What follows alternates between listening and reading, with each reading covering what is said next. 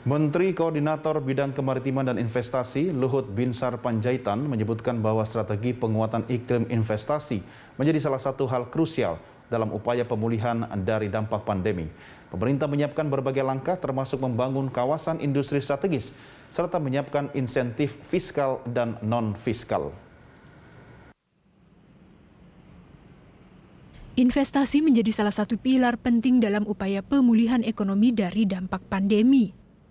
Dalam acara Investor Daily Summit 2021, Menko Bidang Kemaritiman dan Investasi Luhut Binsar Panjaitan menyebut bahwa realisasi investasi sejauh ini cukup positif dan masih dalam koridor target.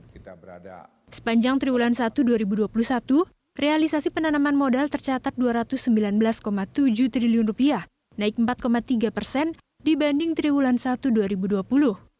Angka tersebut setara 24,4% dari target tahun ini. Pemerintah telah menyiapkan sejumlah strategi untuk menguatkan iklim investasi, seperti memperkuat kawasan industri strategis.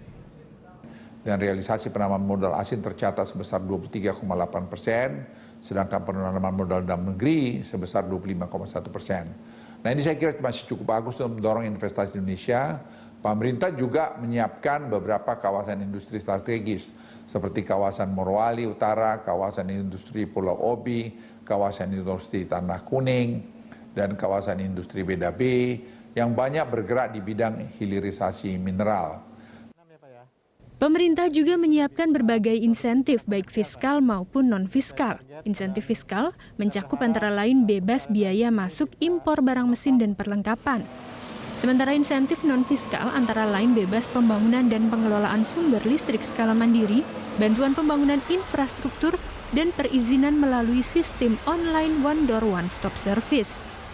Bebas biaya masuk impor barang mesin dan perlengkapan.